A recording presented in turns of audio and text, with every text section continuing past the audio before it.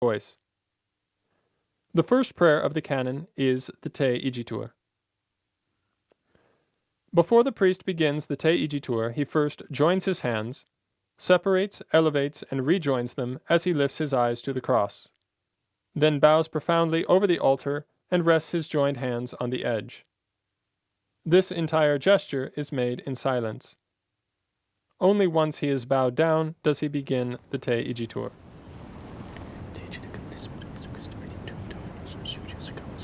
The first part is said in a profound bow with hands joined on the altar.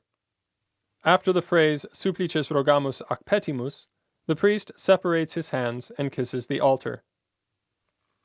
He then stands erect and joins his hands while he says, Uti accepta habeas et benedicas. He then places his left hand on the altar and blesses both host and chalice 3 times as he says, Hic dona, hic munera, hic sancta sacrificia illibata. He then extends his hands before the breast and continues with the remainder of the prayer.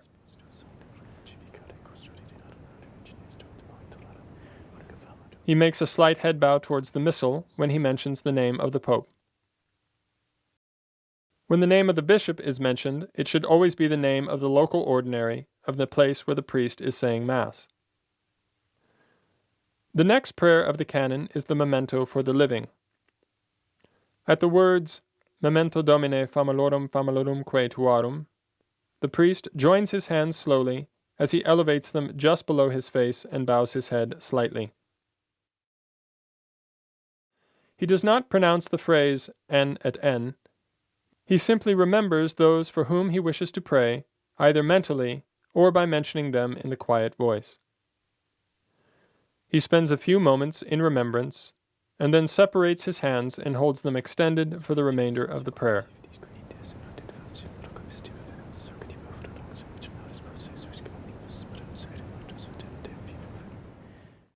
The next prayer is the Communicantes.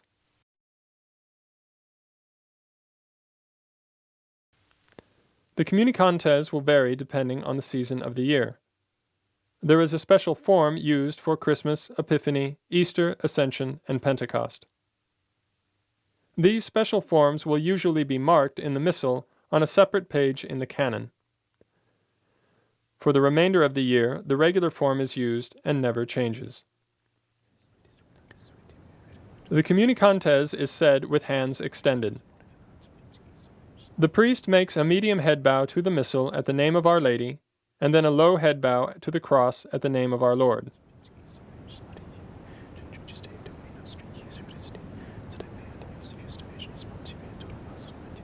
If the altar missal being used is an edition that was printed prior to 1962, the name of Saint Joseph must be added to the list of the saints. The formula which must be added is Et beati Joseph eiusdem virginis sponsi, which should be inserted in between the sed and the et of the phrase sed et beatorum apostolorum. The amended text should read Sed et beati Joseph eiusdem virginis sponsi et beatorum apostolorum.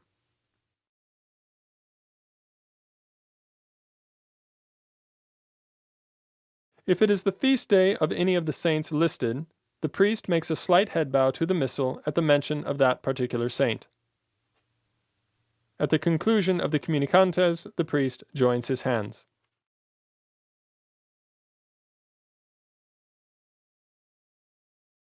The next prayer is the Hanc Igitur. The priest extends his joined hands over the oblata and keeps them there for the duration of the entire prayer. It is customary for the server to ring the bell as the priest extends his hands. The hands should be extended so that the index fingers touch and the fingertips at the middle of the palms over the host. Note that there is also a special form of the Hanc Igitur for the octaves of Easter and Pentecost, which will be marked in the Missal. At the conclusion of the Hanc Igitur, the priest folds his hands and joins them again at the breast. The next prayer is the Quam Oblationem, which consists of 5 signs of the cross made over the oblata. The first part of the prayer is said with hands joined. The priest then makes 5 signs of the cross, 3 over both the chalice and host, 1 over just the host, and 1 over just the chalice. The third sign of the cross should be made more slowly, so that the priest may say all the words, Ratam rationabilem acceptabilem quae facere digneris, as he makes the sign of the cross.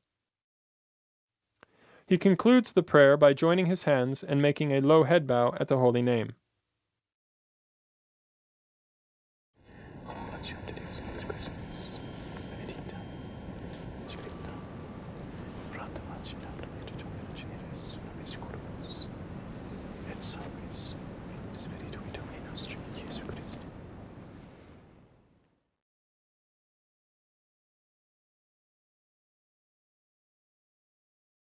The prayer immediately before the consecration is the Qui Pridie. As the priest begins the Qui Pridie, he lightly wipes the tips of his thumb and forefinger of both hands near the outside edges of the corporal. He then takes the host in both hands at the words Accepit panem, holding it upright with the thumb and forefinger of both hands, his other fingers extended and touching at the fingertips. His hands should not rest on the corporal. At the words Elevatis oculis in caelum, he raises his eyes to the cross, and then makes a low head bow as he says Tibi gratias agens. As he says Benedixit, he makes the sign of the cross over the host with his right hand, keeping all his fingers extended, including the thumb and forefinger. He then bows profoundly over the altar, resting his forearms against the front edge of the altar, but keeping his hands above the corporal. He then says the words of consecration.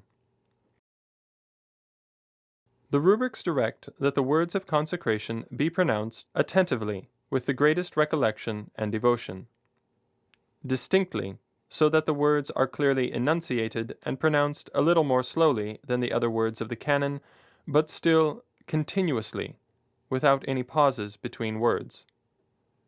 Reverently, without any exaggerated enunciation or mannerisms, and in the quiet voice, maintaining the voce secreta, so that apart from any external noise, the priest can still hear himself. Hoc est enim corpus meo. After the priest has pronounced the words of consecration, he stands erect and moves his hands to rest at the edge of the corporal. He genuflects, looking intently at the sacred host as he does so. He then rises and elevates the host above his head, but keeping it in a straight line above the corporal. He should keep his eyes intently fixed upon the host throughout the elevations, without unduly prolonging the duration of the elevation. It should be a slow but continuous movement. He lowers the host and sets it on the corporal in the center, and then with both hands resting inside the corporal, the priest again genuflects. From this moment forward, until his fingers are purified at the ablutions, the priest does not disjoin his thumb and forefinger except to touch the sacred host. Every time he must place his hands on the altar, he must set them inside the corporal. He then immediately proceeds to the consecration of the precious blood. He uncovers the chalice and rubs his thumb and forefingers over the cup to dislodge any particles of the sacred host as he begins the prayer simili modo.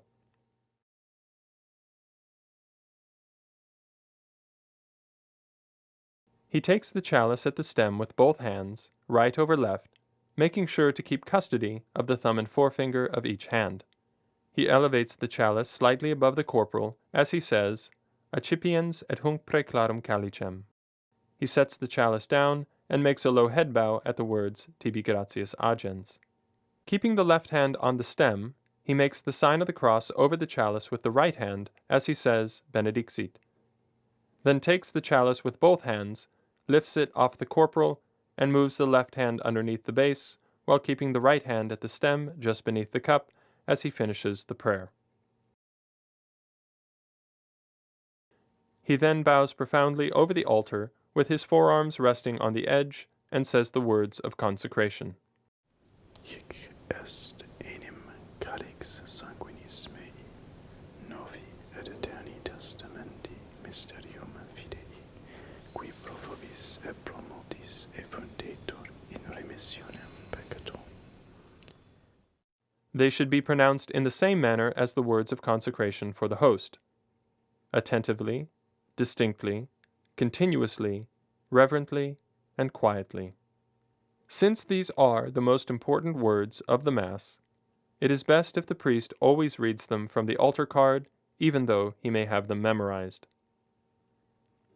After pronouncing the words of consecration, the priest sets down the chalice, rests his hands on the corporal, and genuflects. As he genuflects, he says the words, Hec quotiuscumque faceritis in me memoriam facietis. He rises, takes the chalice with the right hand beneath the cup and the left hand at the base, and elevates it in a straight line above the corporal, offering it to God as he shows it to the people. He keeps his eyes intent upon the chalice throughout the elevation. He then lowers the chalice, sets it on the corporal, takes the paw with the right hand, and covers the chalice, keeping the left hand at the base to steady it. He then genuflects. Most altar missals will have a page turn at this point. Notice that when turning the pages after the consecration, the right hand is placed on the corporal, and the left hand turns the page, using only the second and third fingers. The priest then extends his hands and continues with the remainder of the canon.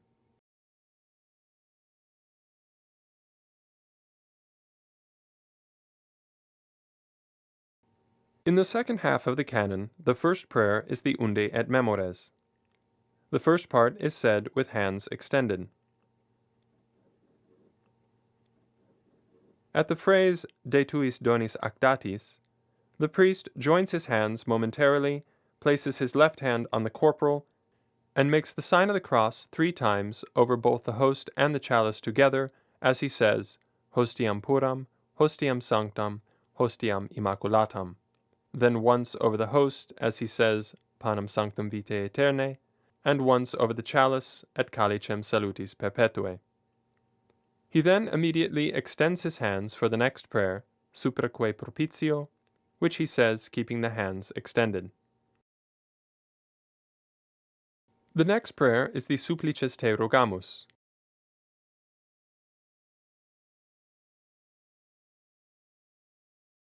Before beginning this prayer, the priest joins his hands and bows profoundly, resting his joined hands on the edge of the altar. Note that even though it is after the consecration, the priest still rests his hands on the edge of the altar, but remembering to keep custody of the thumb and forefinger. In this position, he says the first part of the prayer up to the word, quote, quote. At quote, quote, he separates his hands and kisses the altar, making sure to place his hands inside the corporal. He then straightens and joins his hands momentarily, as he says, Ex hac altaris participatione sacrosanctum filii tui. He lays his left hand on the corporal and makes the sign of the cross once over the host as he says corpus, and once over the chalice as he says et sanguinem sumpserimus. He then immediately makes the sign of the cross on himself as he says Omni benedictione celesti et gratia repleamur. Note that his left hand is placed against the breast such that he keeps custody of his thumb and forefinger. The right hand touches forehead, breast, and shoulders only with the tips of the 3 extended fingers.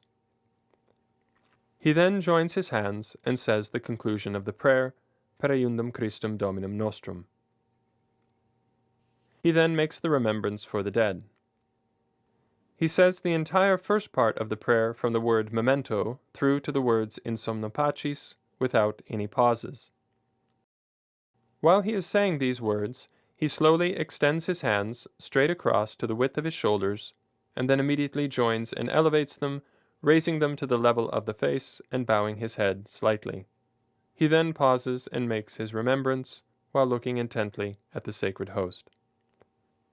He does not say the phrase en et en, but waits until after he has said in somno pacis before making the remembrance. As with the memento for the living, He may remember those for whom he wishes to pray either mentally or by mentioning their names in the quiet voice. He then lifts his head, lowers and extends his hands, and continues with Ipsis Domine.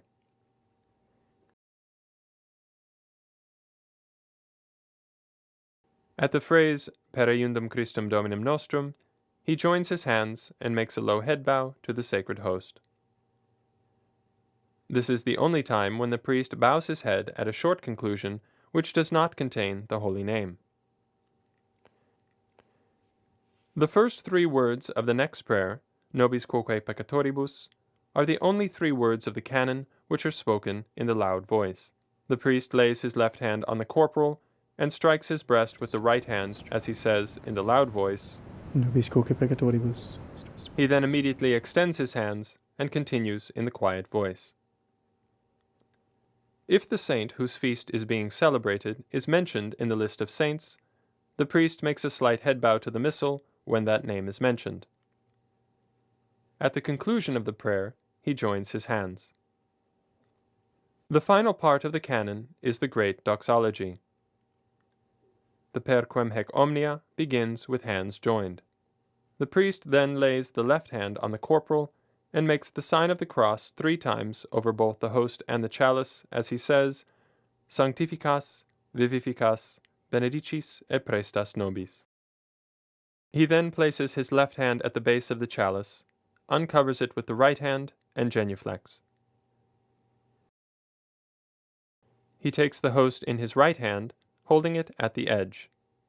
He then takes the chalice at the stem with the left hand, and makes the sign of the cross over the chalice with the host 3 times, as he says, Per ipsum et cum ipso et in ipso. Note that each sign of the cross is made horizontally from lip to lip of the chalice, making sure not to touch the chalice with the host. He then makes 2 signs of the cross horizontally from the lip of the chalice to himself, making sure not to go beyond the edge of the corporal. As he makes these signs of the cross, he says, Es tibi Deo Patri Omnipotenti, in unitate Spiritus Sancti. He then holds the host over the chalice and elevates both a few inches off the corporal as he says the words, Omnis honor et gloria. He then immediately sets the chalice down, keeping his left hand on the base, and lays the host on the corporal in the center. He purifies his thumb and forefingers over the chalice, covers the chalice with the right hand, and genuflects. With both hands still resting on the corporal, he then says in the loud voice, Per omnia saecula saeculorum. Amen. Oremus, preceptis salutaribus. After the priest has finished the canon, he joins his hands and makes a low head bow to the sacred host as he says in the loud voice, Oremus, preceptis salutaribus moniti divini institutioni formati audemus dicere. He keeps his hands joined until he says, Audemus dicere. He then extends his hands and says the entire Pater Noster in the loud voice while keeping his gaze fixed intently on the sacred host. Pater noster qui es in celis, sanctificetur nomen tuum, adveniat regnum tuum, fiat voluntas tua sicut in cielo et in terra. Panem nostrum quotidianum da nobis hodie, et dimitte nobis debita nostra, sicut et nos dimittimus debitoribus nostris, et ne nos inducas in tentationem. Sed libera nos a malo. The priest responds Amen in the quiet voice. Amen. He then lays his left hand on the corporal, and with his right hand he removes the paten from underneath. He takes the purificator and gently wipes the surface of the paten. He then sets the purificator to the side, takes the paten between the second and third finger of the right hand, and holds it upright with the concave surface facing the corporal and the edge next to but not on the corporal. He now begins the prayer Libera nos in the quiet voice. He makes a medium head bow to the missal at the name of Mary.